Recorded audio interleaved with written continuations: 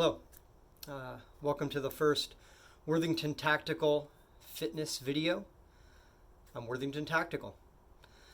The purpose of this video is to give you a basic understanding of holistic health and fitness. Now, when I use the word holistic, what I mean is all-encompassing. So when we look at health and fitness, we don't just want to be healthy in one aspect, but unhealthy in others. And it's the same thing with fitness. We don't want to be just really strong. We also want to have good endurance. So we want to think about blending all of these lifestyle choices in a holistic manner. And I'm going to kind of lay out the strategy for doing that today. And in further videos, we'll discuss the tactics and the implementation of that strategy. Okay? So let's begin. When we look at holistic health, we want to think about balance, okay? We can't be too far over in one direction nor too far in the other. Just like I mentioned before, we don't want to be, unless we are a power lifter by vocation, we don't want to just be power lifters. We also want to have an endurance side to our fitness. And with our health, we don't just want to eat healthy. We want to look at the other healthy practices we can have in our life to balance everything out. So with that, we have the Eastern concept of yin and yang, right? And I'm sure you're all familiar with the symbol of yin and yang. It's the circle with the black and the white, and there's a little bit of the white and the black in either opposite, okay? And this really gives us a beautiful depiction of balance and opposites. So we see a stark contrast between the light and the dark, but within each there is balance. The dark has a little bit of light and the light has a little bit of dark. So the first thing that you can do to look at where you're out of balance is to say, well, where am I too yin? Where am I too yang? Now, what does that mean in relation to life? What does yin and yang mean?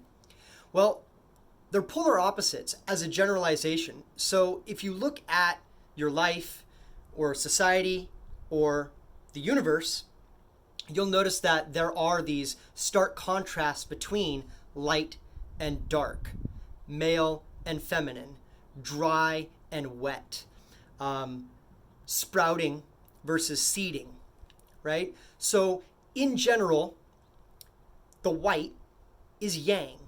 Yang is associated with male, okay? It's also associated with splitting apart and doing, taking action. On the flip side, we have yin, which is dark, feminine, night, including, bringing things together like water, which is wet, right? So pooling things together, bringing our resources together, bringing the family together emotionally, right? When historically the male was the one who went out and did stuff, right? So we can use these broad generalizations anywhere, okay? You can go anywhere and find something that is hard. That would be more male energy. You can find something that is soft. That is more feminine energy, okay? So you can Google all the differences. You'll find them anywhere. But the main point is to look at your own life and your own choices and see, where am I too active? Where am I too hard? Where am I too inactive? Where am I too soft? And then looking at all the different areas where we're out of balance, and I guarantee we're all going to be out of balance one way or another. And it may not always be consistent. You may be balanced in one area, but then later in life, you're not. So having a process of introspection where you take stock and accountability of who you are, where you are, okay? And what I mean is, who am I now in this environment, okay? And where am I out of balance from that, okay? So what are the main areas that we are going to be looking at? Okay, I mentioned you can kind of look anywhere and see it, but how do we really focus this idea and apply it to health and fitness? Okay, well, the four main areas that I find that people need to focus on are their thoughts and motivation, their rest and recovery, their movement or lack thereof, and their diet, which would include food, water, and air, okay? Soil. Everything that would be coming into your body some way, okay? So we can look at all of these areas and say, okay, well, where am I taking in excess? Where am I expelling excess, right? Am I eating too much or am I not eating enough? Am I moving too much or not moving enough? Am I getting the right type of movement? All of these things matter. So before we kind of go into looking at each of these 4 areas, I just want to point out that within these 4 areas, 2 are going to be yin and 2 are going to be yang in general, okay? So for instance, if we think of yang, that is your outward expression and your action. So our thoughts and our dreams and our motivations are going to be the non-physical manifestation of our action, of our doing, okay? And then our movement is going to be the physical manifestation of that doing, that yang energy, okay, that male energy to go out and accomplish, okay? On the flip side, we can't just go, go, go, go, go. We have to take a step back, recover, gather our energy so that we can go out and do it again, okay? Both are equally important, right? So with the yin, we have our rest, our recovery, okay? Which would also include meditation, okay? And our diet, okay? Which is where we are accumulating energy that we've gone and eaten, okay? So with that, let's get into the 4 areas, okay? So chief 1 is going to be your thoughts, your dreams, your motivation, all right? Your mind leads the body. So whatever thoughts and beliefs that you have, that's going to drive your idea about how the universe works. That's going to drive your belief system. And from there, that's going to determine how you make choices, which is going to lead to a certain type of decision making, okay? So we can find that, to take a step back, that decision making is going to lead to certain results, okay? There's consequences, whether they're good or bad. Every action is going to have a result. So by taking a step backwards and looking at what our mind processes are, we can then start to see how our beliefs about reality and our beliefs about ourselves may be putting us in situations or causing us to make decisions that maybe aren't based in truth or are maybe not taking us where we actually want to go. So it's important that you understand your dream. What do you want to accomplish? What is the legacy that you want to create? What is more important to you than anything else, right? For a lot of us, that's family. Taking care of our family would be a great example, right? So then we got to look at, okay, that's my dream. What's going to support that, right? So we want to have positive thoughts that are going to support our dream, okay? Another way is, good goal setting, right? Having thoughts that are going to logically bring us step by step towards that happiness, okay? And that's what we want. We want to create happiness. So with that, everything else is going to support that. Our dream, our thoughts are going to support our dream, right? Our movement is going to support our dream. I mean, if your dream is to, have a good, happy family, I mean, most people want to be able to play with their kids, for instance. So how is your movement going to support playing with your kids? Are you flexible enough to keep up with your kids? Do you run up a flight of stairs and you're winded, right? So you want to look at, what level of fitness do I need for my dream? And then you can backtrack and say, okay, well, how do we develop a program that's going to get me there, right? And that, again, that's further videos down the line. This is just an overview. So with movement, we want to look at, are we too yin or are we too yang? Do I have too much movement or not enough? Do I get the right type of movement? So, there's many different facets of fitness. We have strength, power, endurance, all these different areas, balance, coordination.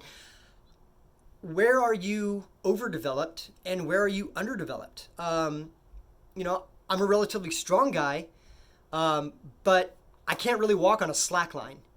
So, do I need to walk on a slack line is another thing too, right? What level of fitness do I need? I'm not a slackliner, so I don't really need to do that. And the truth is, I'm probably not going to have to balance on a slack line anytime soon, regardless of the situation. So it's probably not a high priority, but having good single leg balance on a solid surface is important because everyone has to walk. Walking's on one leg. If you're on one leg, you have to balance. And as you speed things up, it becomes more important. So we can't just be strong and we can't just be fast. We have to think about balance and agility and coordination. So in general, look at where am I not developed and where am I overdeveloped? Okay. And again, we're going to go into in depth over, what biomotor abilities I want to develop, and then how to develop those. So moving right along, rest. Rest is super important. Whether it be your sleep or your prayer or meditation, okay? Recharging your batteries, okay? You can't go out and live life and kick ass if you have no energy, okay? You can't do it if you can't move either, right? If your movement sucks, you're not going to be able to perform those actions, right? But you also can't perform them if you don't have the energy to perform them. If you don't have the gas in the car, nobody cares if you've got a Ferrari. It's in the driveway. So we want to be able to understand what is adequate rest, not just in how much, but also quality, right? So what is our rest environment? Are there lots of electronics in the room? Is the room even dark? Are there outside noises? Things like that. So what is the sleeping environment? Even down to like, hey, I recently moved to a different part of the country and now the sun sets 3 hours earlier than what I'm used to. So it's like midnight, but I'm still all hyped up. How's that going to affect me, right? Your circadian rhythms are really important to your energy and when your body releases the hormones to start accumulating that energy that you accumulate during sleep. Okay? And then diet. What are you consuming, whether it be food, water, or air, right? It's hard for most of us to really control the air environment, especially, in California with the fires. It's really hard to just, have a smoke mask on all the time, right? A lot of us just don't. So it's really important that you understand the environment you're in so that you can make better decisions. Okay, knowledge is power. So with diet, we want to look at a plant-based diet. That does not mean vegetarian or vegan. If you do that, that's fine. That's your choice. But ultimately, what I recommend is starting a relationship with yourself and your diet. And with all of these things that I just mentioned, having a relationship with yourself. Taking a step back and cutting out most foods and eating like only vegetables and like beef broth or chicken broth for like a week. I know that sounds horrible, but even a couple days. And allowing yourself a few days to get everything you've been eating kind of out of your system, and then putting in only things that pretty much work for everybody, which would be like leafy greens and broth, okay? Almost nobody has trouble digesting those, regardless of the digestion issues they may have. So starting there, start adding in some foods and say, okay, well, I've been vegetarian for a week. what happens when I add in this other food?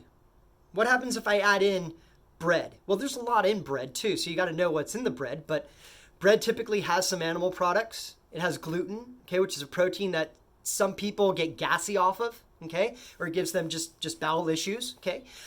What happens if I take milk? If you consume milk, I challenge you to take it out for 2 weeks, and then after you've taken it out for 2 weeks, drink like 2 big glasses of milk, and then watch how it affects you, right? You'll be surprised when you take stuff out, you kind of go back to a baseline, right, of you. And then you're at an opportunity where you can say, okay, when I add in this food, what's the reaction I get, right? What happens when I eat meat and I haven't been eating meat, and I can really feel the difference in my energy before I ate it and now after I've eaten it? And then 2 hours later, how do I feel? How does this substance affect me chemically, right? Because that's all it is, right? Is what those chemicals that you've picked from the world and you've then broken up and put in your body, how does that affect your chemistry, right? And so then that gives you an excellent place to say, you know what? That food doesn't work for me. That food's going to have me on the toilet for the next 2 hours, and I don't like that. That's not going to allow me to accomplish my mission as effectively as if I would have chosen another food. Okay? Now I know with everything getting more chaotic, we're getting into a time where options are becoming less plentiful. We have less options for food. We have less options for a lot of the other things that we used to have plenty of choice of. And we may enter a time where it's just like, look, you got to eat just what's around because you don't want to starve. Do it, okay? But having the knowledge of what's actually going to make me the most healthy and what's going to work for me may not work for you. That's why you have to have this relationship with yourself. I may be able to eat red meat and dairy and not as many vegetables as some other people, right? Somebody else may need to have mostly vegetables and fruit with very little red meat, maybe just like some fish or chicken, okay? So you have to take that step back and then say, okay, well, how is this food going to affect me, okay, by itself? That's why you can't just be shoving in tons of different foods. Go back to like salad and broth and then say, okay, what happens when I eat chicken? I'm going to have chicken and salad. How did the chicken make me feel? Because I know how salad makes me feel, right? How did the chicken make me feel? Okay, tomorrow I'll do fish instead, right? Or you could say I'll do salmon with carrots instead of beef with salad. And you're only eating like 2 foods, okay? It doesn't have to be just 2, but keep it like under 4, right? There's 3 items on the plate, a vegetable, a protein, and maybe a starch, right? Like a starchy vegetable like potatoes, rice, okay? And then you're able to see with much more clarity which foods are affecting you which way. And if you're like, fuck, I don't know which food it was, then you need to go into some deeper experimentation. Was it the potato? Was it the zucchini? Or was it the fish? Which one, right? And then you can just eat it by itself, okay? And get this idea down so you already know, look, if I eat that, I know that I'm going to feel this way, or I'm not going to have a lot of energy, or as much energy as I would have had, okay? So I know that kind of went on a bit about those last 4, but this stuff's super important, and we'll get more and more in depth. This is a starter video. I'm going to be posting it. That's where you'll see it. So any questions you have, post them there. I'll do the best I can to respond to them in text. And then, of course, or on the server. And then I'll also be making follow-up videos in response to those to show you guys the posture and how this is all done. Okay? So, thanks. I hope this was helpful. Feedback is very welcome. All right? This is my first video just sitting and talking in front of a camera. So feedback is always welcome. Thanks a lot. Stay alert. Stay alive.